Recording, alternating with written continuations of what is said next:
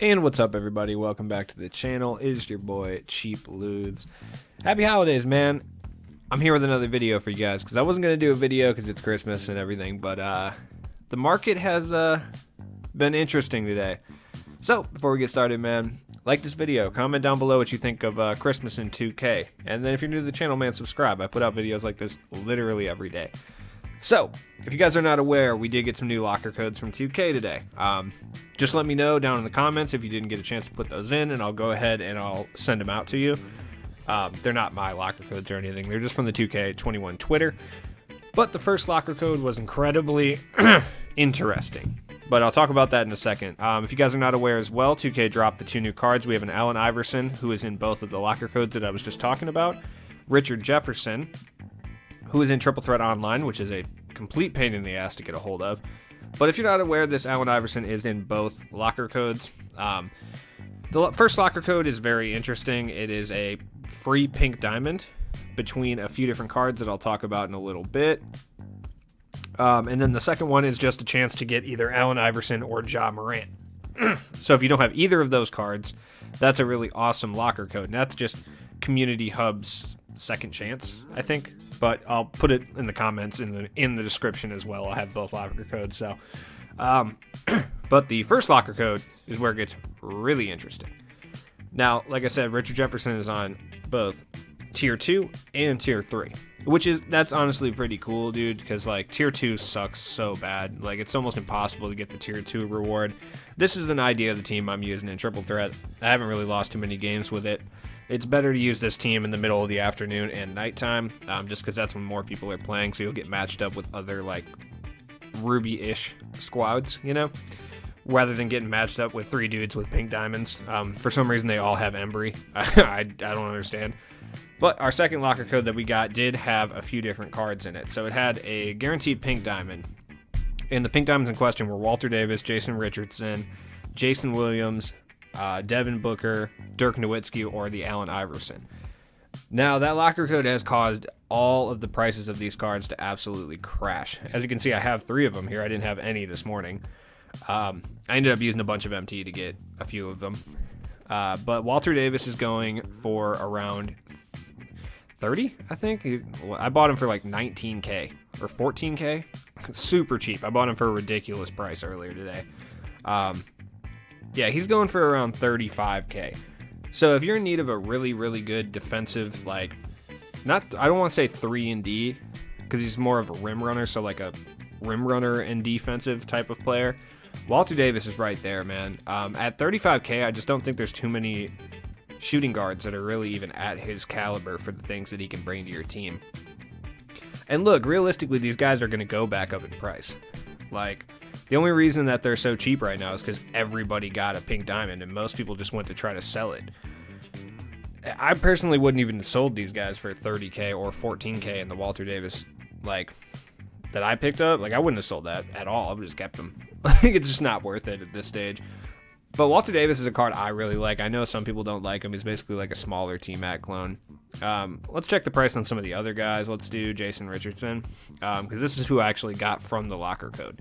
And he's one of the more expensive ones out of the cards that were given out today, which is interesting because I actually like Walter Davis a lot more, so I'm kind of surprised that Jason Richardson is more expensive. Maybe he's just harder to get on the board. I don't remember. Jason Richardson looks like he's going for around 50 to 55K. He's a good card, though. I mean, he's one of the better offensive cards in this game. He just can't... I don't think he can get clamps. Or wait, maybe you have to apply clamps to him. I feel like you have to apply clamps to him. Let's see. Yep, okay. So he can get clamps and, I believe, range extender. If he can, then he's... No, he can't get range extender. Okay, that's the issue. Who cares? Range extender doesn't mean anything. Honestly, Jason Richardson's an incredibly good shooting guard. When I did my last shooting guard tier list, I think I ranked him in like A tier. Possibly B tier, like high B tier. He's still really, really good, and for that price, he's probably still one of the best. Him and Brandon Roy are probably two of the best that you can get for that price. Dirk Nowitzki, who I don't typically recommend grabbing, just because he's just not very good in 2K, but if you're a fan of Dirk or you want Dirk Nowitzki in any way, shape, or form, now's the best time to pick him up, realistically. Damn, he was down at 30K earlier. Looks like his price is already kind of picked up. Wow, okay, so he's back above 35. Let's just put it at 50. Oh, 44? Okay, so he's probably going to be over 50 at some point. All right, so he's sitting at over 50, roughly around 50, 55. Maybe you can get some low 40s in there. Yeah, some low or high 40s, I mean. Dirk's solid, though. He has Hall of Fame range. His jump shot isn't as bad as it was last year because he doesn't have quick draw. And he's big. He's not terrible. If you want Dirk, now's the time. Same with Devin Booker. I don't like Devin Booker. Like, I've gone on record saying that the Ruby Rex Chapman is not that much worse than Devin Booker, which was not a popular opinion in any way, shape, or form. But, like, at the same time, if you want Devin Booker, now's the time. 40K is a steal for that card. It really is. Jason Williams? Yeah, Jason Williams is the other one. Yo, Jason Williams, you're not going to find a better point guard for this price. Like, as versatile as Jason, yeah, for 28K, you're not finding a better point guard than Jason Williams. Like, Damian Lillard's really good, and he's about the same price. And I'm a fan of Damian Lillard's animations, but Jason Williams has a really nice jump shot. He's got clamps. He plays defense. He shoots the 3-ball. He facilitates. He can dribble. He can cross pretty much anyone. Like, he's great. You can give him some good badges. Like, I'm a big fan of the Jason Williams card.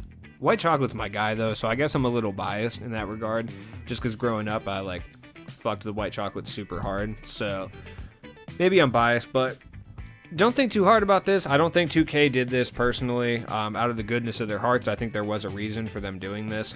That reason being, people are more likely to go after Wilt Chamberlain and buy super packs if they have half the cards already, if that makes sense, you know?